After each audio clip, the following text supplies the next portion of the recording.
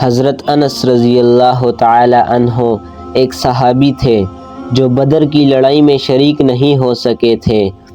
ان کو اس چیز کا صدمہ تھا، اس پر اپنے نفس کو ملامت کرتے تھے کہ اسلام کی پہلی عظیم الشان لڑائی اور تو اس میں شریک نہ ہو سکا۔ اس کی تمنا تھی کہ کوئی دوسری لڑائی ہو تو حوصلے پورے کر دے۔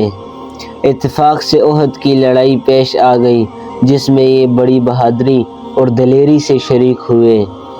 احد کی لڑائی میں اول تو مسلمانوں کو فتح ہوئی، مگر آخر میں ایک غلطی کی وجہ سے مسلمانوں کو شکست ہوئی۔ وہ غلطی یہ تھی کہ حضور اکرم صلی اللہ علیہ وآلہ وسلم نے کچھ آدمیوں کو ایک خاص جگہ مقرر فرمایا تھا کہ تم لوگ جب تک میں نہ کہوں اس جگہ سے نہ ہٹنا، کہ وہاں سے دشمن کے حملے کرنے کا اندیشہ تھا۔ جب مسلمانوں کو شروع میں فتح ہوئی تو کافروں کو بھاگتا ہوا دیکھ کر یہ لوگ بھی اپنی جگہ سے یہ سمجھ کر ہٹ گئے کہ اب جنگ ختم ہو چکی، اس لیے بھاگتے ہوئے کافروں کا پیچھا کیا جائے اور غنیمت کا مال حاصل کیا جائے۔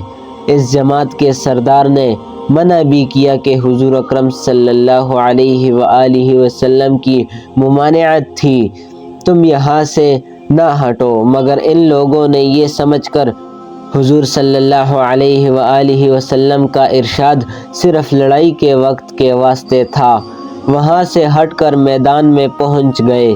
بھاگتے ہوئے کافروں نے اس جگہ کو خالی دیکھ کر اس طرف سے آ کر حملہ کر دیا۔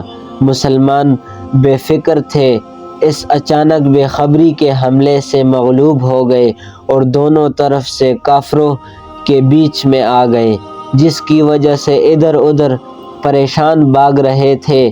حضرت انس رضی اللہ تعالی عنہ نے دیکھا کہ سامنے سے ایک دوسرے صحابی حضرت سعد بن معاذ رضی اللہ تعالی عنہ آ رہے ہیں۔ ان سے کہا کہ اے سعد، کہاں جا رہے ہو؟ خدا کی قسم، جنت کی خوشبو احد کے پہاڑ سے آ رہی ہے۔ یہ کہہ کر تلوار تو ہاتھ میں تھی ہی کافروں کے ہجوم میں گھس گئے اور اتنے میں شہید ہو گئے، واپس نہیں ہوئے۔ شہادت کے بعد ان کے بدن کو دیکھا گیا تو چھلنی ہو گیا تھا۔ 80 سے زیادہ زخم تیر اور تلوار کے بدن پر تھے۔ ان کی بہن نے انگلیوں کے پوروں سے ان کو پہچانا۔ حضرت انس رضی اللہ تعالی عنہ یہ وہ صحابی ہے جنہوں نے حضرت محمد صلی اللہ علیہ وآلہ وسلم کی خدمت میں 10 سال گزارے۔ 10 سال آپ صلی اللہ علیہ وآلہ وسلم کی خدمت کی۔